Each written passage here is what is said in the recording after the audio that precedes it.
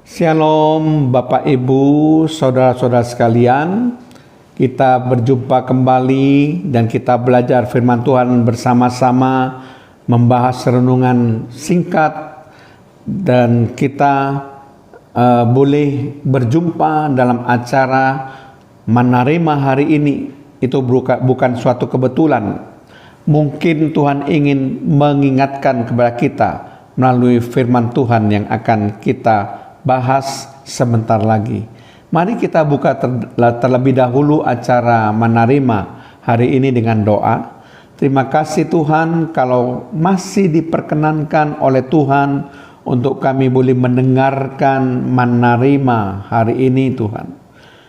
Kami percaya tidak kebetulan kalau Tuhan menarik hati kami untuk kami mendengarkan kebenaran firman-Mu yang sebentar akan hamba-Mu ajarkan, akan hamba-Mu bahas untuk mengisi setiap hari hati kami dipenuhi oleh firman. Terpujilah nama-Mu Tuhan, di dalam nama Tuhan Yesus Kristus. Haleluya. Amin. Shalom Bapak Ibu, saudara-saudara sekalian. Kita berjumpa kembali di dalam acara Menerima ini, dan kali ini kita akan membahas topik apa yang lebih baik bagian yang kedua, ya. Apa yang lebih baik bagian yang kedua. Dalam waktu yang lalu kita sudah membahas mengenai apa yang lebih baik bagian pertama. Kali ini kita akan membahas apa yang lebih baik bagian yang kedua. Tentu standar kita adalah firman Tuhan, yaitu Alkitab. Jadi kita tidak melihat dan memandang apa yang lebih baik menurut pandangan manusia atau pandangan buku-buku lain, tetapi kita memandang apa yang lebih baik menurut Alkitab atau menurut firman Allah. Nah, kalau kita membaca di dalam Amsal pasal 16 ayat yang ke-8, di situ dikatakan lebih baik penghasilan sedikit disertai kebenaran daripada penghasilan banyak tanpa keadilan. Ini suatu nasihat yang sangat bijaksana. Karena lebih baik kalau kita mempunyai penghasilan yang sedikit tetapi kita berbuat benar.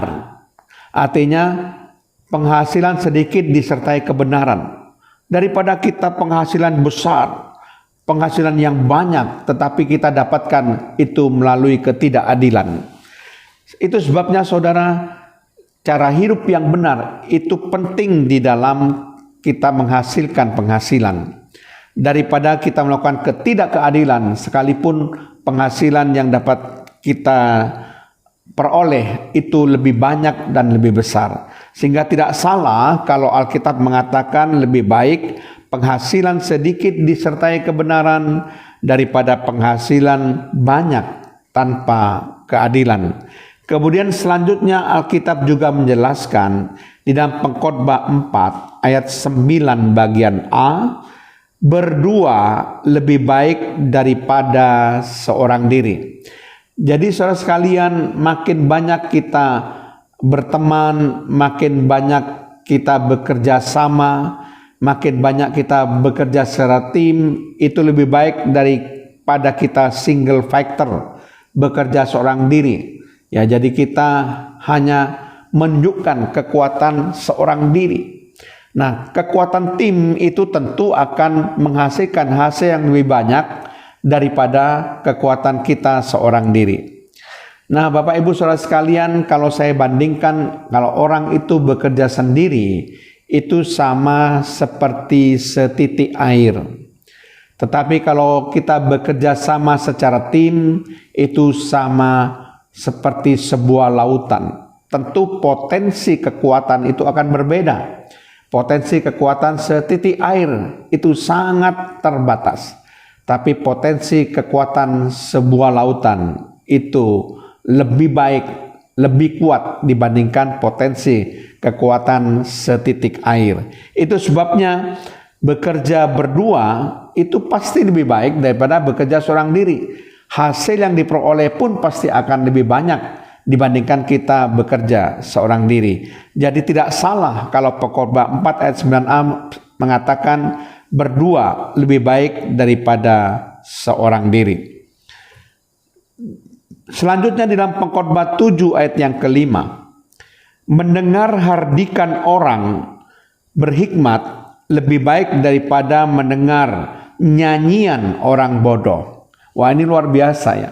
Kata-kata yang seperti saja tetapi mengandung arti kehidupan yang dalam. Mendengar hardikan orang berhikmat.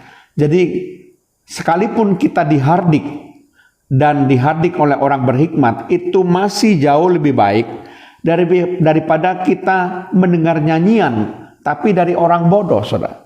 Tidak ada nilai kehidupan yang kita peroleh. Kita boleh ditegur, dihardik karena kesalahan kita oleh orang yang berhikmat. Kita tahu apa yang salah daripada kita dibuai oleh nyanyian dari orang-orang yang bodoh, saudara. Jadi benar sekali apa nasihat Alkitab bahwa mendengar hardikan orang berhikmat itu lebih baik daripada mendengar nyanyian orang bodoh. Kemudian selanjutnya saudara, mari kita lihat Mazmur 37 ayat yang ke-16. Di situ dikatakan lebih baik yang sedikit pada orang benar daripada yang berlimpah-limpah pada orang fasik. Jadi jika orang benar itu mungkin punya sedikit dan orang fasik punya berlimpah-limpah, firman Tuhan mengatakan lebih baik yang sedikit pada orang benar. Jadi kita mungkin tidak banyak harta, tidak banyak sesuatu yang kita miliki, tapi cara hidup kita itu benar. Itu jauh lebih baik daripada harta yang berlimpah-limpah, harta yang begitu banyak, tetapi cara hidup kita seperti orang fasik. Karena setiap harta yang kita punyai tidak akan di bawah mati, saudara. Semua harta yang fana itu akan ditinggalkan. Tetapi cara hidup yang benar itulah yang dipertanggungjawabkan nanti dalam penghakiman. Itu sebabnya saudara memikirkan hal-hal yang kekal itu jauh lebih baik. Mari kita hidup sebagai orang benar daripada sebagai orang fasik. Sehingga sekalipun kita mempunyai sedikit, tapi cara hidup kita benar itu jauh lebih baik daripada kita punya banyak berlimpah-limpah harta, tapi cara hidup kita seperti orang fasik. Kemudian dalam Amsal pasal 16 ayat yang ke-19, lebih baik merendahkan diri dengan orang yang rendah hati daripada membagi rampasan dengan orang congkak. Ini juga merupakan suatu nasihat kebenaran firman Tuhan dalam Amsal 16 ayat 19 ini. Lebih baik merendahkan diri dengan orang yang rendah hati. Ya, jadi kalau kita merendahkan diri dengan orang rendah hati, itu suatu hal yang baik menurut Alkitab. Karena orang ini ada orang rendah hati, bukan orang yang sombong. Kita merendahkan diri bersama-sama orang rendah hati jauh lebih baik daripada kita sombong, saudara ya. Dan di sini dikatakan lebih baik daripada kita membagi rampasan dengan orang congkak. Kalau kita membagi rampasan dengan orang congkak, pasti sesuatu yang menentang Alkitab. Namanya saja rampasan, sesuatu yang tidak diperoleh dengan benar. Apalagi orang yang memperoleh rampasan itu adalah orang yang congkak, orang yang sombong, orang tinggi hati. Sekalipun kita dibagi rampasan, itu sesuatu yang tidak benar. Karena perolehannya saja tidak benar, daripada kita hidup dengan sesuatu yang tidak benar merupakan hasil perolehan rampasan dari orang-orang yang congkak, orang yang sombong tinggi hati. Lebih baik kita tidak menerima itu.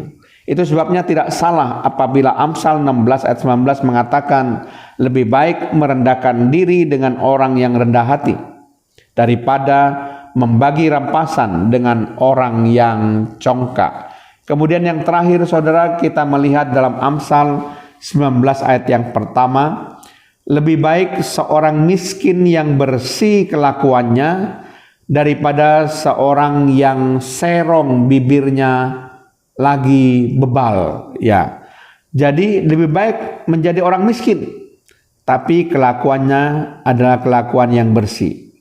Jadi artinya kelakuan kita merupakan kelakuan yang dinilai benar, kelakuan yang sesuai dengan jalannya hukum, sesuai dengan firman Tuhan.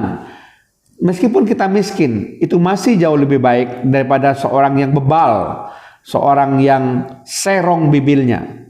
Ya, sudah bebal tetapi serong bibirnya, ucapannya tidak dapat dipercaya. Itu sebabnya saudara sekalian, kita sudah banyak belajar melalui kebenaran Alkitab apa yang lebih baik. Bagian yang kedua ini, semoga ini bisa memperkaya kekayaan rohani kita dan membuat kita bisa berpikir dalam hal kehidupan ini, manakah yang lebih baik yang harus kita lakukan. Amin. Terima kasih Tuhan kalau hamba-Mu sudah menyampaikan apa yang lebih baik bagian yang kedua ini, sehingga kami tidak salah mengambil keputusan, memilih yang terbaik. Terima kasih Tuhan, di dalam nama Tuhan Yesus Kristus. Haleluya. Amin.